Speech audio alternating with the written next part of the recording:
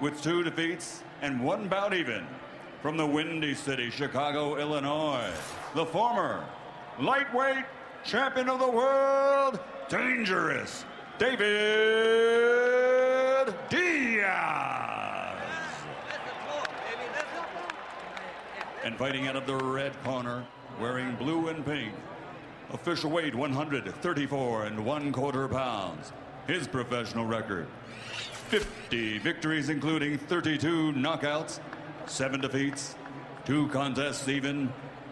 From Los Mochis, Mexico, the 2-time world champion and current super featherweight champion of the world, Humberto Zorrita Soto.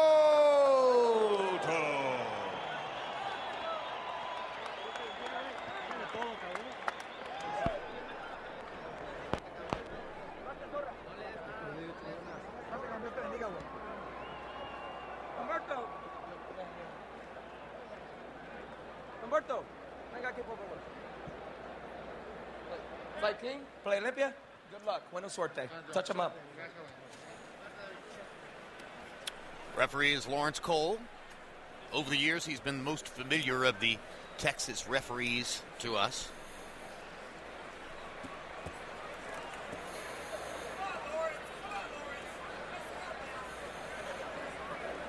Diaz has had a long layoff. It's been nearly 2 years since his loss to Pacquiao. Probably the biggest thing he's done in the interim was to go to the Philippines for Manny's birthday party last year. Yes, to hang out, party. This is the kind of guy Pacquiao is. He invites many of his former opponents to come to his birthday parties in the Philippines, which are, of course, for hundreds of people. Max made an interesting statement about Soto, Emmanuel. He said that he is as good as you can be without being special. I've always thought he was just a hair away from special, especially with his hard body punching style. Yeah, he's a very balanced fighter. I think the biggest thing is him. He just hasn't had a chance to have a high-profile fight with a top fighter. I think he would hold up with any fight in the world. The fight with Guzman at the time, Juan Guzman, when Guzman was at his peak at that time, as far as I was concerned, was a very difficult guy to fight, and that was the only loss that I saw him have. Yeah, and Soto's complaint was that Guzman beat him by refusing to fight, by essentially backing off and countering and playing it cute. And Guzman did control the late rounds of the fight with that style, but it's just not a style that Soto is easily going to be able to deal with. Incidentally, Diaz did have a return fight last year against Jesus Chavez. In fact, Jesus Chavez was an opponent recently for both of these guys, and both of them were able to beat him down in good fights. There's blood already above the right eyebrow of David Diaz, and perhaps it's Soto's blood, as they have touched skulls. Cole is telling Soto that he has no blood, so apparently he's not cut. Diaz, I can't tell whether he's cut above the eyebrow or up in the hairline. There's blood both places.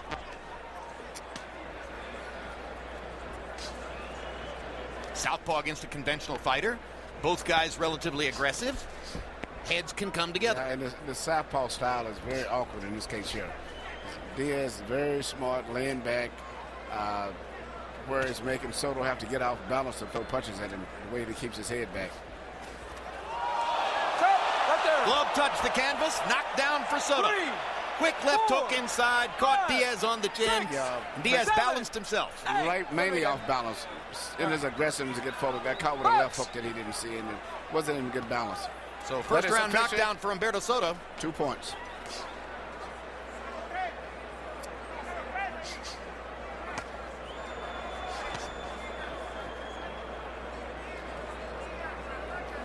Soto comes from the Mexican hotbed of boxing, a town called Los Mochis in the province of Sinaloa down south. Los Mochis is also the hometown for Jorge Arce, who became a big popular star in the very low weight classes, 116 and 112.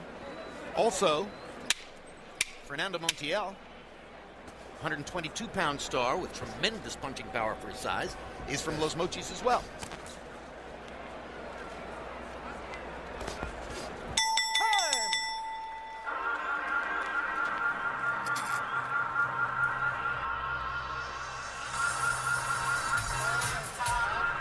That's it. Don't worry. Don't be desperate. Just focus.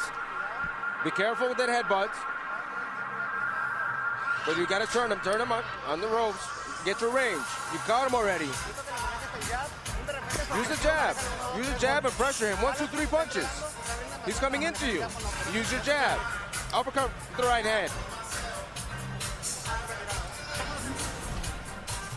Here we see David Diaz coming in, very aggressive, got caught with a good shot, and another left hook that came behind it.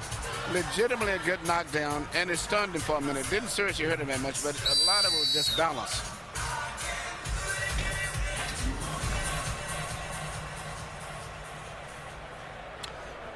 So a 10-8 round to begin matters for Humberto Soto. And the less explosive David Diaz has his work cut out for him now.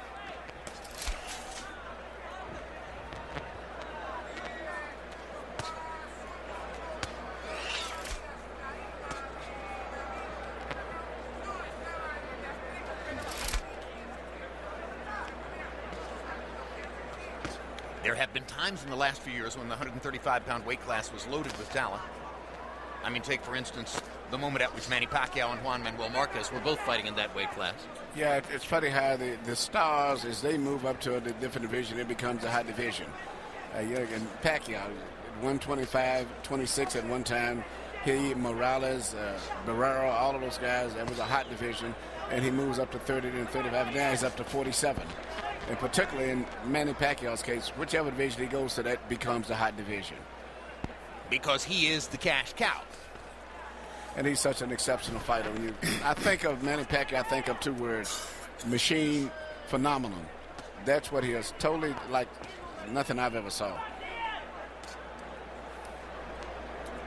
From the man who trained Thomas Hearns and Hilmer Kenty and various other superstars out of Detroit. From the man who trained Hearns against Ray Leonard and had some work with Leonard back when Ray was an amateur. Yeah.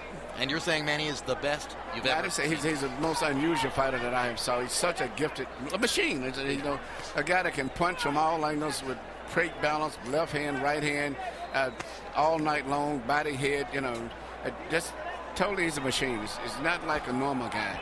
An amazing compliment, Emmanuel. Yeah, he's a machine. And he does things instinctive. A lot of his knockdowns come when guys are punching at him. And he's able to avoid punches and then land the punch all at the same time, which means he's got great coordination and split-second time and in balance. Emmanuel, we're only 2 rounds in, but this looks, to me, too easy so far for Humberto Soto. Yeah, he's really trying to figure out how to get that little right-hand lead in on the southpaw. He's doing it perfect, not loading up on it, just shooting it just enough.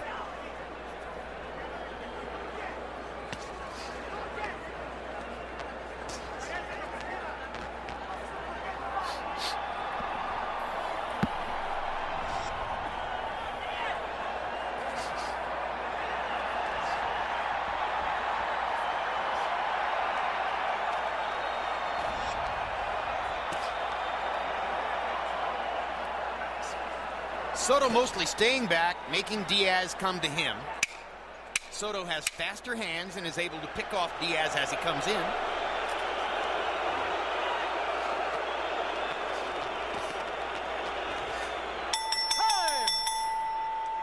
Relatively uneventful round. Let us once again play Where's Max? Where's Max? Jim, I'm looking over the standing room only area where at 4 o'clock the doors opened and people filled in and started jockeying for position. $35 for a ticket, $50 for parking. And once you pay that $85, you might want to rent binoculars for another $10 because it's a long way from the ring. That's right, you get banged out for $95 to be up here. Is it worth it, everybody? Is it fun? People seem to be happy, Jim. Max, you'll love this. The bass on the speakers here in the ring area is so deep and so powerful that I feel the music bumping my shoulders as I'm sitting here at ringside.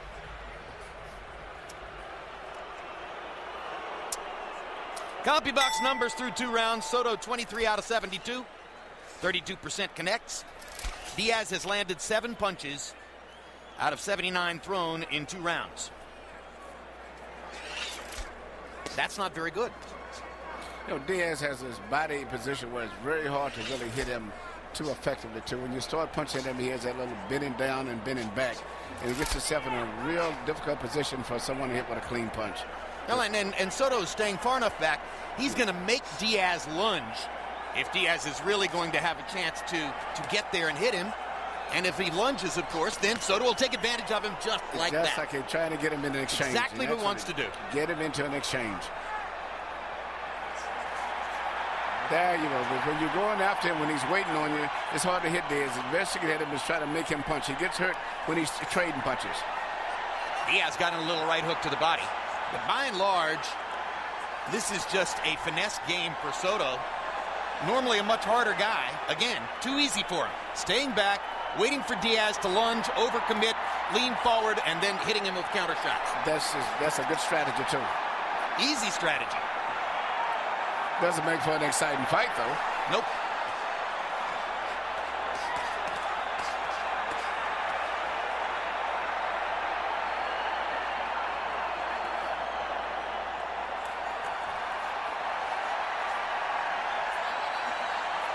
I think the answer for Diaz is, if you're going to have to lunge anyway, lunge harder. Bull him into the ropes. Yeah, because he's not Make it a brawl. He's not going to beat him at a distance like this.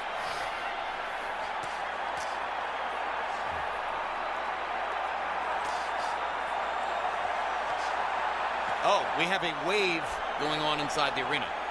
I wondered what all the excitement was about. I didn't know whether Humberto Soto had suddenly become a cosmic star.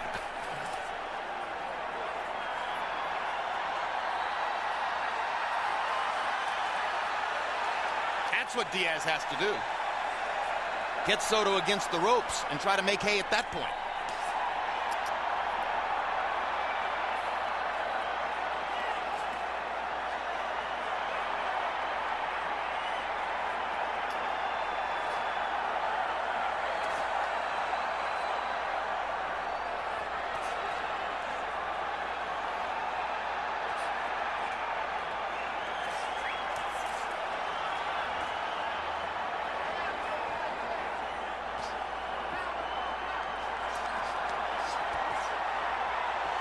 Diaz seemed to be getting his rhythm now. It's funny. Soto is getting perplexed and a little confused and frustrated because he can't get into Diaz's rhythm. And Diaz now is like getting his timing together.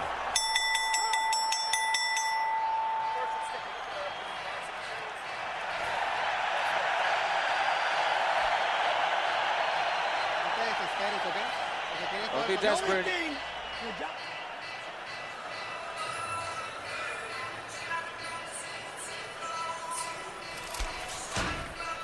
Jimmy Johnson never has a bad time, or apparently not. Yes, Jimmy, this is fun.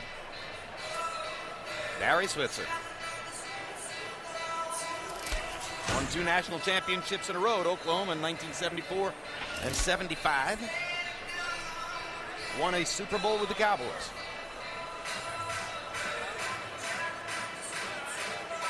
Jimmy Johnson won 2 Super Bowls with the Cowboys.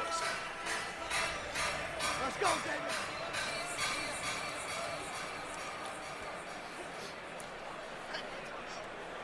And now the crowd settles back in to get ready for round 4 between David Diaz and Humberto Soto. Harold, how'd you score the first 3? Look at you, 3-0, 30-26, Humberto Soto. You got to give him an extra point, like Emmanuel said, for the knockout of round 1. And I thought he won the first 3 rounds, so he's 4 points ahead at this point. David Diaz, is really bothered by that nasty right eye. It's swollen badly under the eye, and it's cut right above the right eye. So he's had problems with that right eye. Humberto Soto seems to be hurting him with every punch he lands. He looks like the much bigger guy, even though he's less than 2 inches taller. He certainly looks a lot bigger, and that reach advantage seems to be helping him. I think he's landing the cleaner shots. 3-0, Humberto Soto. Could not agree more.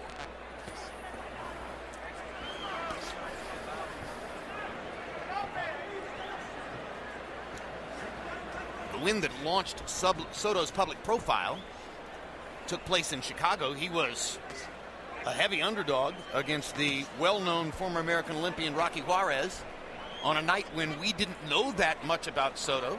He already had 5 losses on his dossier coming in. But those losses turned out to be somewhat like Antonio Margarito's early losses, the product of poor management, a teenage start, no support, etc., etc. Once Soto got his feet wet and learned what the business was about, he became a dominant fighter, as Juarez learned that night in Chicago. And of course, Diaz is from Chicago, so that's the Chicago connection.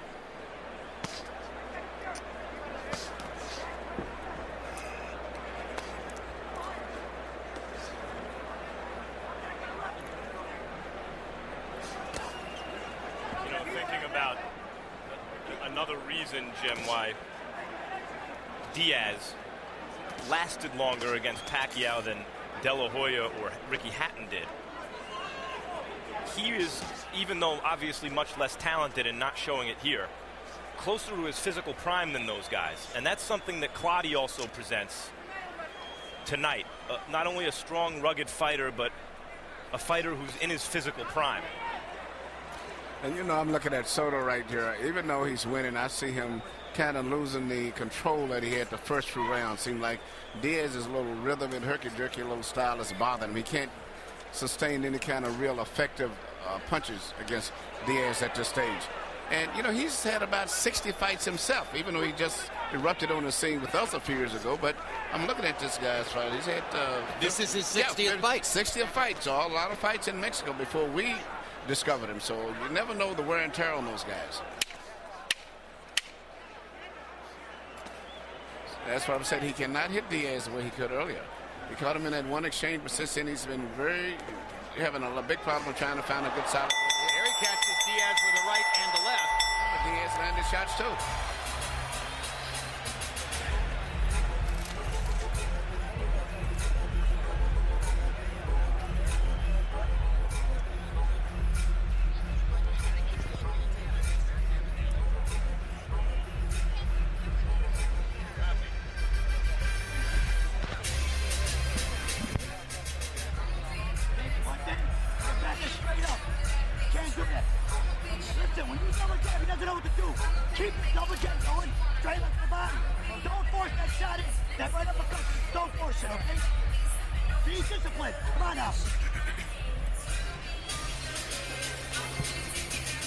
Yeah, Deion Sanders. It's amazing in a big super fight. Everybody comes out. Everybody loves a good fight. Deion's a fight fan. Yeah. Well, most other athletes like boxing. And other entertainers. Even when some of them don't support other sports, they all seem to have an affinity with boxing, as you was mentioning yesterday, which surprised me. Especially the big events. But, and this is a big event. Pacquiao makes big events. You know, the question with a guy like Diaz getting beaten the way Pacquiao beat him is how much would he have left emotionally? You know, would he really still have his heart in it? Because physically, he's always been a rugged guy, and his greatest asset was that combined with his fighting heart. Early in this fight, Emmanuel, it didn't look like he had it. Lately, it looks like maybe he still does. Yeah, it's just mostly when he gets hit, it's when he starts punching, because he has a tendency to throw his left hand, and I say walk through. He gets off balance. But other than that, when he's on his defensive mode back there, he's very difficult to hit or get a rhythm with. But he says his goal is really to one day be a broadcaster or speaker. That's where his heart is more so than in boxing. And here we see Soto doing some good work, landing some good counters off the ropes. Although, it should be said, there he is on the ropes, and Diaz is landing shots.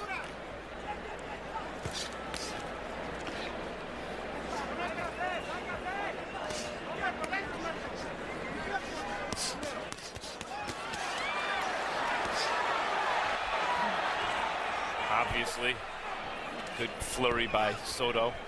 Managed to corner Diaz. Yeah, nothing landed, but you can really see the difference that Diaz really is a legitimate lightweight. And Soto still looks like what he is, a junior lightweight moving up to fight a full-fledged lightweight. And you can see the strength difference there, even though Diaz is not a real physical fighter or a big puncher, but you still can see the physical strength difference. Diaz is not a big puncher, but he is physically strong, and those two things, just because a fighter's physically strong and able to walk a guy around the ring doesn't mean he necessarily hits hard. A good example is coming up to man with Joshua Clottey. He's a physically strong guy, but not a really big puncher, though. Pacquiao, the smaller guy, is the more explosive puncher.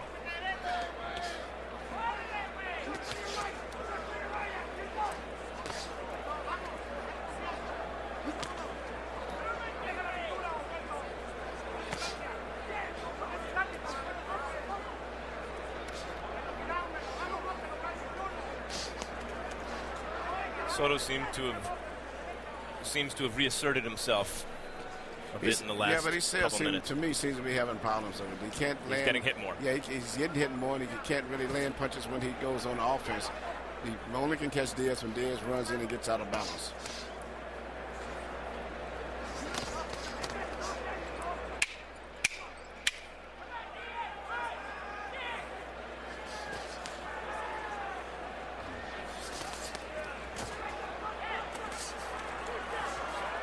This is where Diaz can get hurt.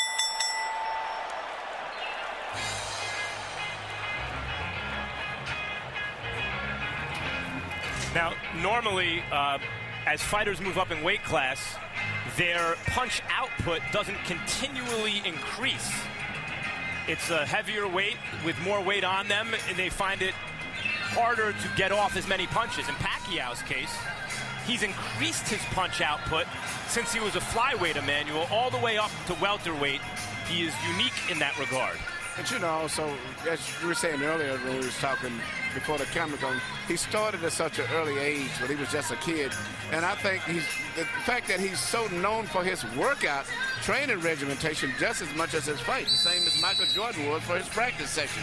The man trains like a machine. He goes 14, 15 rounds sometimes, don't want to stop. And so that attributes to the fact that I think he's taking his boxing a lot more serious now as his career has progressed. Welcome back, Jim Lampley. Thank you very much, guys. I just had to take a tour of Dallas Cowboys Stadium. I couldn't resist that. Couldn't allow myself to be locked down here for the entire evening, you know? Wanted to see what you saw, Max. It was big. Sixth round of a scheduled 12. Humberto Soto in the blue trunks with pink trim against David Diaz in the black trunks. They're fighting for a 135-pound title belt, which Diaz lost to Manny Pacquiao a couple of years ago, when the division was richer in talent than is the case right now.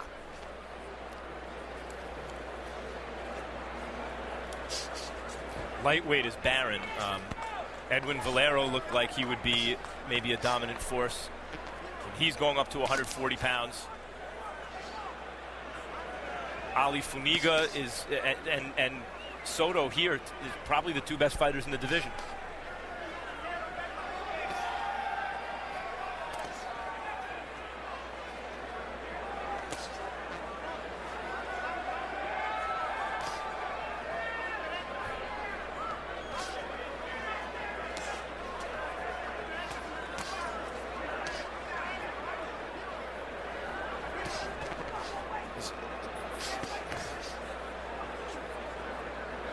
Early on in the first couple of rounds, when Soto clearly had his rhythm and Diaz started very slowly, it was not close. Diaz has managed to make it a much more competitive affair in rounds 3, 4, and 5. But here in the sixth round, Soto appears comfortable, fighting as though he believes he has the lead. There was a knockdown in round 1. But at this stage here, it's not that many really clean blows landed by either one. But I just still see the style and the weight of Diaz becoming more of a factor that's bothering Soto more so as the fight goes on. But do you think it's enough that Diaz is actually winning these rounds, Emmanuel? I don't know. I don't think necessarily maybe winning, but I think starting off losing 2 points in the beginning. I mean, it started him off behind, but I think the fight is getting closer as it goes on, even though he started off with 2 points against it. It's because we can have a situation here where the rounds are getting closer, but the fight is getting wider if Soto is consistently winning close rounds. I really don't know. I'm not really scoring this fight here, but I know that it's much better for Diaz than it was the first couple of rounds. Yeah. I agree with that, but I think Max's point is correct. It doesn't strike me that Diaz is winning the rounds. He has produced some amazing come-from-behind victories during his career. Well, I think that's a good assessment of the fight right now. I think that Diaz is doing better, but I don't necessarily think he's winning. Yeah.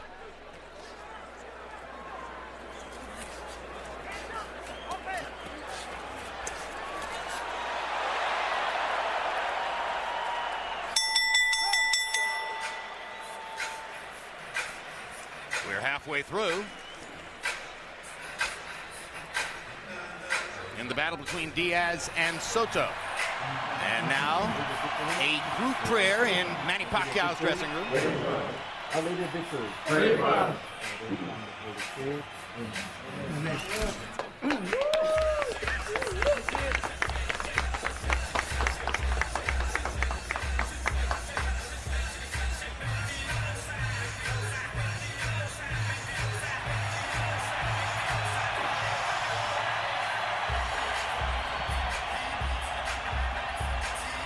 group is large. That is absolutely a common element for Pacquiao. Well, some fighters like that. A lot of fighters like a quiet dressing room, and a lot of fighters actually enjoy having excitement, a lot of people in their dressing rooms. CompuBox numbers through 6 rounds. CompuBox has Soto averaging 13 out of 47 per round. Diaz still averaging only 5 connected punches per round, according to CompuBox, 5 out of 48. And Harold, how do you have it through 6? Okay, Emmanuel, listen up, because this is how it really is. 4 rounds to 2, 58-55, Humberto Soto.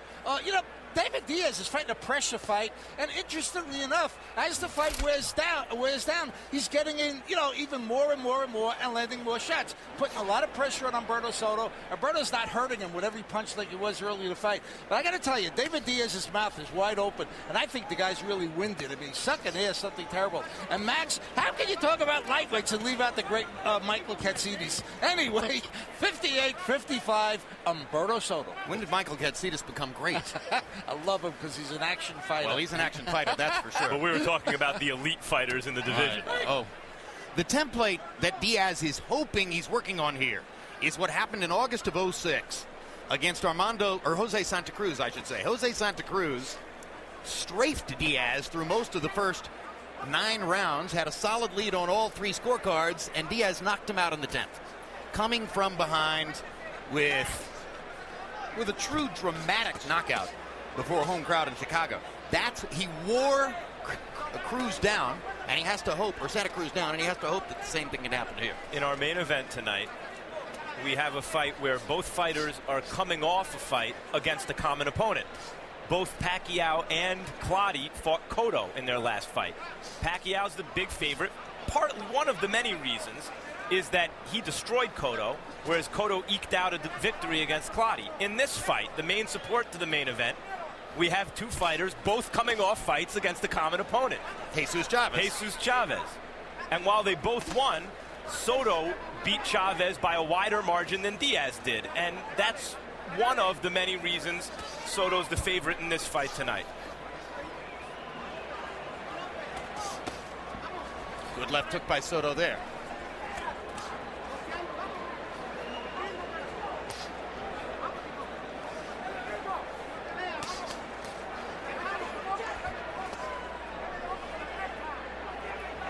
Anyway, Harold agrees with you, Emmanuel, that not only are some of the rounds getting closer, but he's actually giving some of the rounds to Diaz. He gave Diaz I think his score was perfect. I think it's about 2-4 is what it should be, especially when you look at the 2-point round earlier. But you saw that CompuBox once again has Soto one-sidedly ahead in this round, or at least by their count.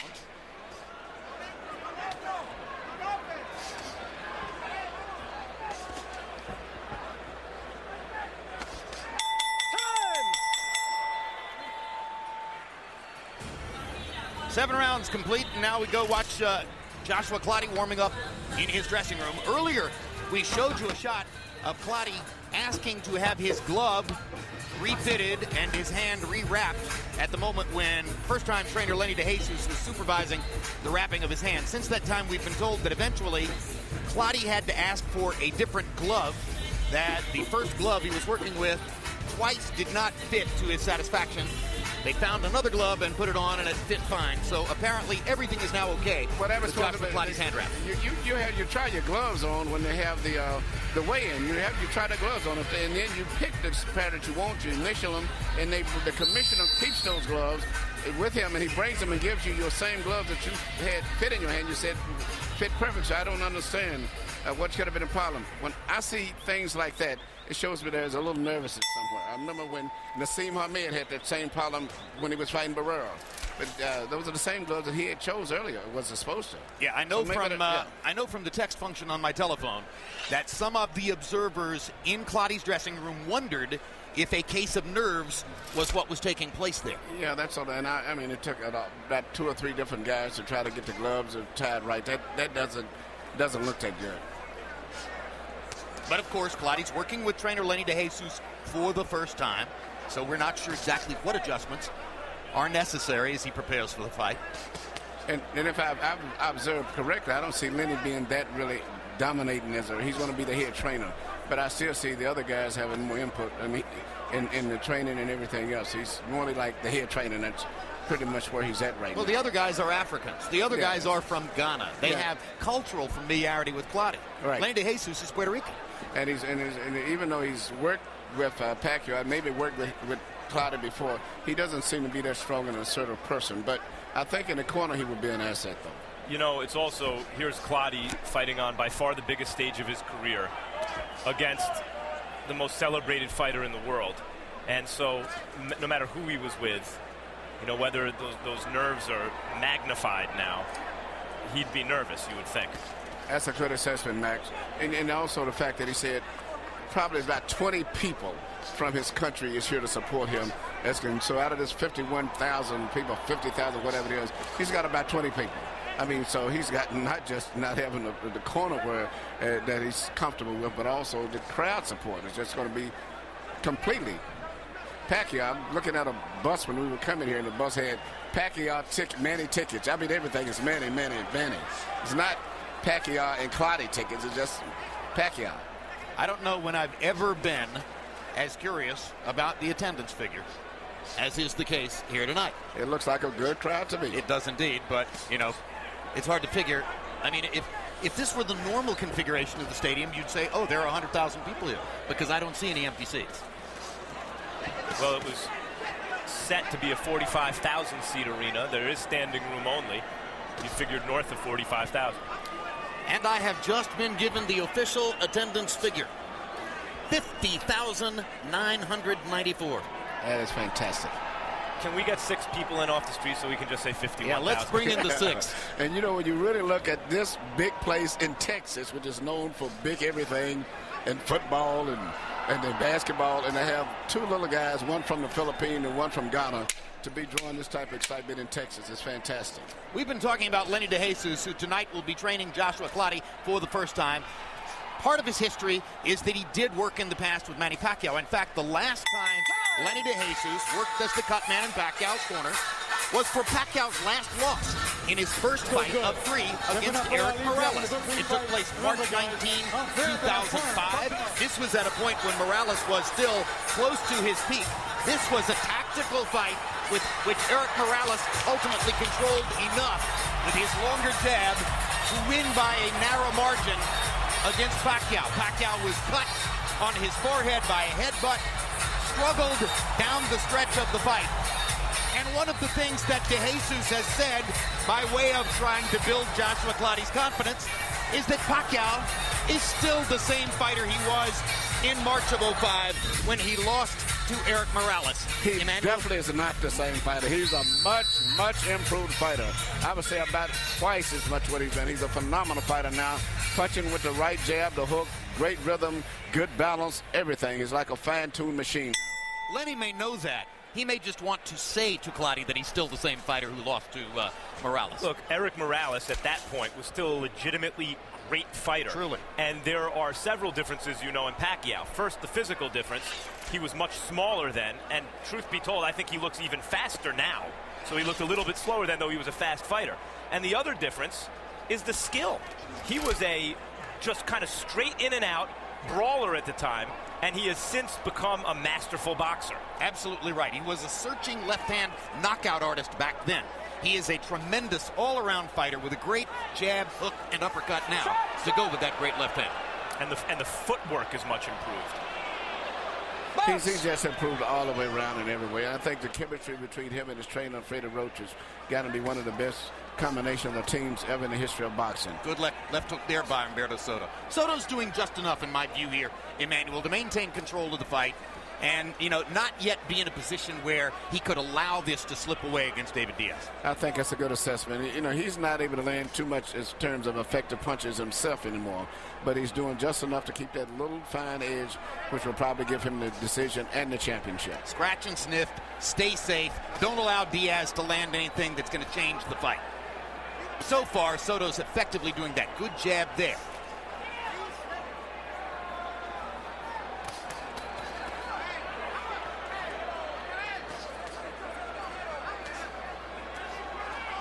But after all those punches Soto was throwing, it still is very difficult for him to land a clean punch on Diaz.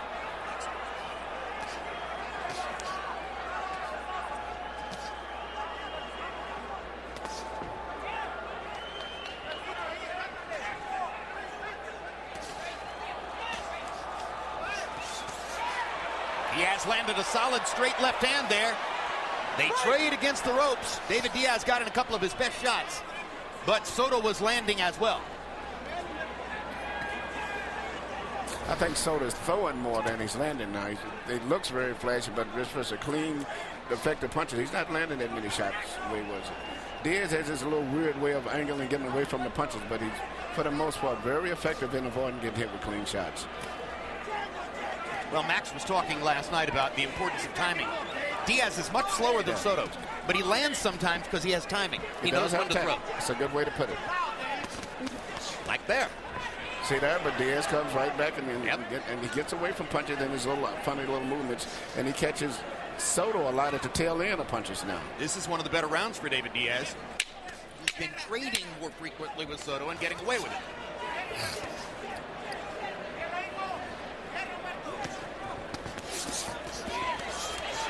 And as this round comes to a close, we've been talking about the joy with which Manny Pacquiao has approached everything recently in his career.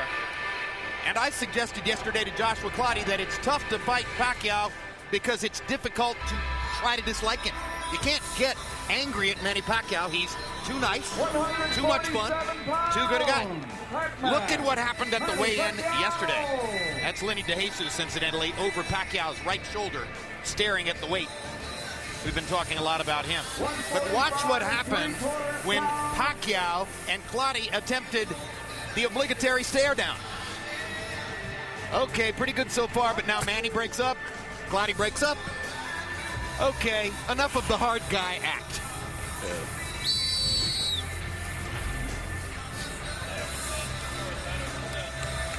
Vámonos, coach, vámonos. CompuBox numbers in the 9th round, and for the first time, CompuBox finds Diaz outlanding Soto in the round, 13 of 66 to 9 of 62. Harold, how do you have it through 9? Okay, Jim. 5 rounds to 4, 86, 84, Humberto Soto. You know, Jim, Humberto Soto took what could have been a very, very easy fight, and he's letting it slip away. He lets David Diaz get in, get the good shots up, put the pressure on, win the rounds on effective aggressiveness. Humberto Soto seemed to tire badly in round 9. There's another one fighting with his mouth wide open. There's a slip by Humberto Soto right here. Look at the way he got up. It was a slip, but look how slow he was getting up. That's what I'm saying. He looks like a tired fighter. Meantime, Diaz keeps coming forward, landing good shots, and making the fight closer. So 86, 84, 5 rounds to 4, Humberto Soto. Could the move up from 130 to 135 be that taxing for Soto? I'm beginning to feel that. I saw that in the first 3 rounds. I'd see the weight difference. You can see the weight difference, and his strength seemed like, even though he's not a big puncher, but Diaz seems to be moving him around a lot easier. And actually, good body shot by Diaz with the right hand there. And I'm looking at Diaz's defense. He doesn't look flashy, but he has his own little strange way of avoiding punches. You know, 86-84 coming to the 10th. There's room on Harold Letterman's scorecard for David Diaz to win the fight. I think that his cut man, who also is his manager, I think, Jim Strickland, just did a good job on his cut. As is the case with many pressure fighters, sometimes it takes them a couple of rounds to get going. And in Diaz's case, he puts himself in a hole. Especially with the knockdown, what you're saying. He lost the 2 points the first fight. If he hadn't had the knockdown, the fight would be much closer at 1 point difference. Stop! I asked Diaz's guy, Jimmy Strickland, and he saw Soto. Another mark of Soto being tired, he went all the way through the ropes. No. For a veteran fighter with 60 fights, that's not normal. I asked Jimmy Strickland yesterday about the 2 years with only 1 fight for Diaz, and Jimmy said, hey, at this stage of his career, I'd rather he take a longer time rather than a shorter time to come back. I believe it takes the body a long time to recover from fights once you're in your middle 30s. Especially a Manny Pacquiao fight.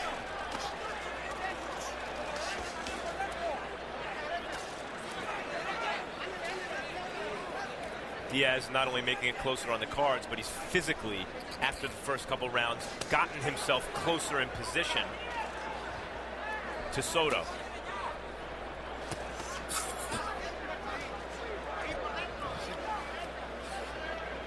Between rounds, we will show you the names of the referee and the judges for the main event.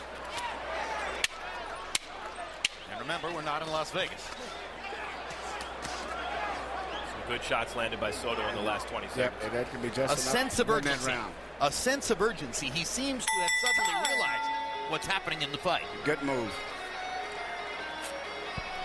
All right, so let's take a look at those officials who will control the main event between Pacquiao and Clottey. Referee Rafael Ramos, 20 years, 35 title fights. He refereed last year's Marquez Diaz fight in Houston. Did a good job. Fight was a candidate for Fight of the Year. 72-year-old Dwayne Ford, a happy judge. That's a good portrait of Dwayne's smile. 131 title fights, quite a veteran. Had Pacquiao well ahead over Cotto. Good score. Levi Martinez, one of the three judges who scored Marquez Diaz. Marquez won that fight on a TKO. And had Juan Diaz, the winner over Michael Katsidas, 15-13, pretty good score. It was a close fight. Nelson Vasquez, a Puerto Rican with 101 title fights under his belt. Had Mosley ahead of Margarito 78-73. That was a fine score. And Cotto easily beat Oktay Urcal down in San Juan a few years ago. Got to say, I thought Diaz beat Katsidas by a much wider margin, but Jim, you're right. All of the judges had it much closer than I did in that fight, so he was not out of line with the other two judges.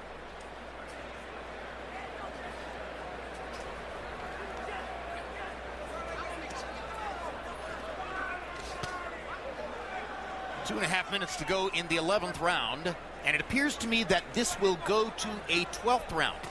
So rather than to be dissing the 12th round of this fight in favor of what would have been on-camera content, and because we're running tight to time here and will not have time for an on-camera, gentlemen, let's do the content right now.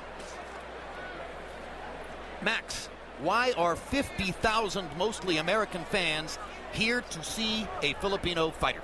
Well, in the first place, this was supposed to be the consolation prize, this fight, Pacquiao-Clottey, for Pacquiao-Mayweather falling apart. But a funny thing happened because Mayweather, everyone assumed, wouldn't fight Shane Mosley, too dangerous a fight. So Pacquiao's choice of Clottey would represent the tougher of the two fighters' opponents, and therefore his fight would be the bigger deal. Then Mayweather took Mosley. They're fighting May 1st. And so that now really serves as the main event. And this is really the undercard. If you view these two fights, hopefully as semifinals to Pacquiao versus Mayweather, or the winner of these two fights fighting. But for an undercard type fight, if you consider this the lead up to May, every Pacquiao fight is a major event because he's the first fighter to come along since Roy Jones was in his prime to draw comparisons in order to explain what you're seeing, not only to other fighters throughout history, but to the other amazing athletes in other sports. He's the LeBron James of boxing. He's the Usain Bolt of boxing. But, you know, Roy provided you these moments of, did you see that, in his fights, usually against uninspiring opponents. Pacquiao provides you, did you see that, knockouts in fan-friendly fights against dangerous opponents. And Clottey is a dangerous opponent, but lately Pacquiao's been turning dangerous opponents into part of his spectacle. So our expectation tonight is another spectacular performance by Pacquiao, something that we maybe haven't seen before, we might not see again, the likes of Pacquiao. And so 50,000 plus have come to Dallas Cowboys Stadium tonight to see it. And at the beginning of round 12, Emmanuel Stewart will tell us what chance Clottey has to upset the entire global apple cart here tonight. But we'll save that for the next round.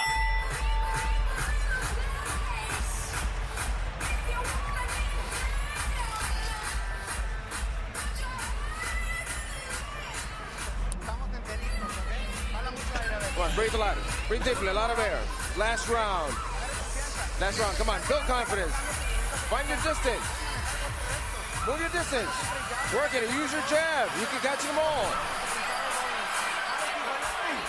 We need straight punches, David.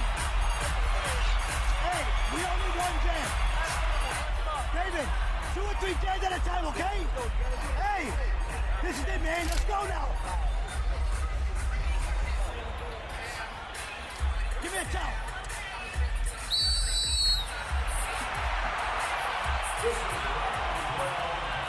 Okay? Gotta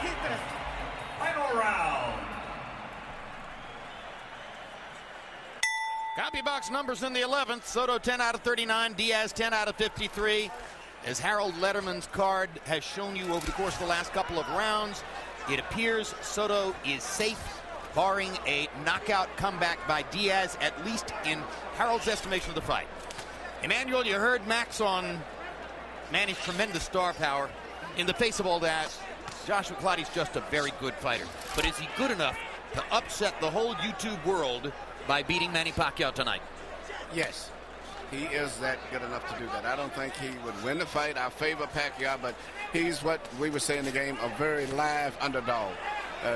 Just his physical size alone, regardless of what they may weigh on the scales, I still see about 10 to 12 pounds of natural strength difference between the two fighters, and that defensive is.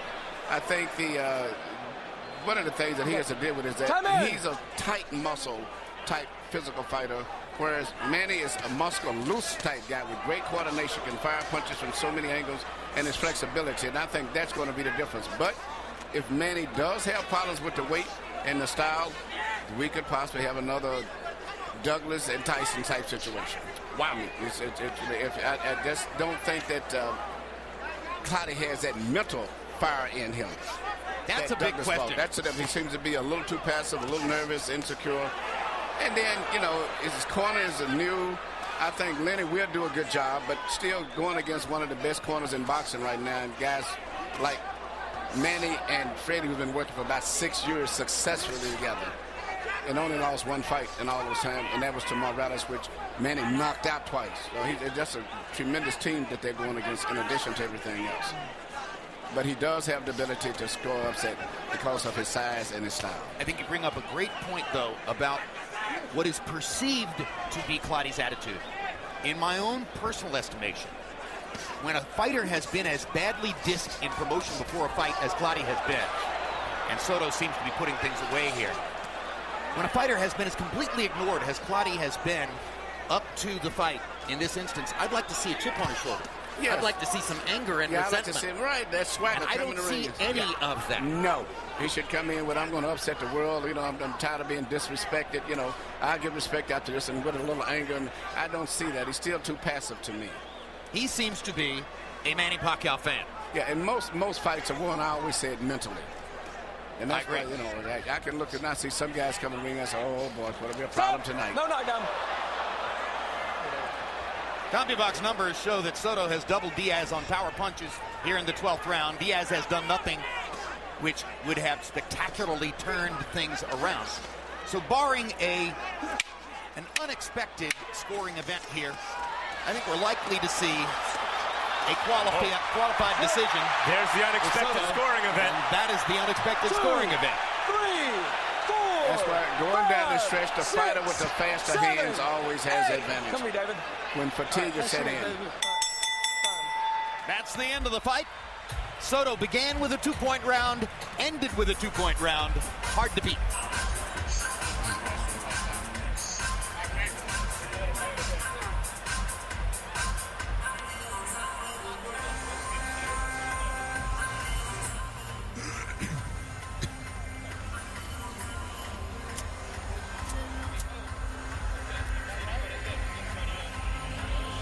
Let's take a replay of the knockdown. Closing seconds of the 12th round, David Diaz trying to come up with something dramatic to win a fight on which he's behind on the scorecards. And there, with his legs gone and Soto raining punches on him, Diaz simply falls forward onto the canvas. It wasn't any one punch which did this. It was the accumulation of 12 rounds of effort. If you wanted to point to a punch, maybe it was the hook. Maybe.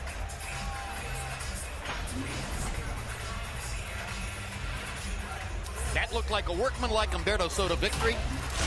Not the kind of performance that elevates him to stardom. As good as it gets without being special, Jim. Well said. And now he has a belt, one of those trinkets in the 135-pound weight class. Let's go to Michael Buffer with the official particulars. Ladies and gentlemen, we go to the scorecards. Gail Van Oy scores at 115 to 111. David Sutherland has it 117 to 109, and Hubert Min scores at 117 to 109. All three to the winner by unanimous decision. And now a 3-time world champion and new lightweight champion of the world from Los Mochis, Mexico, Humberto Zorrita Soto.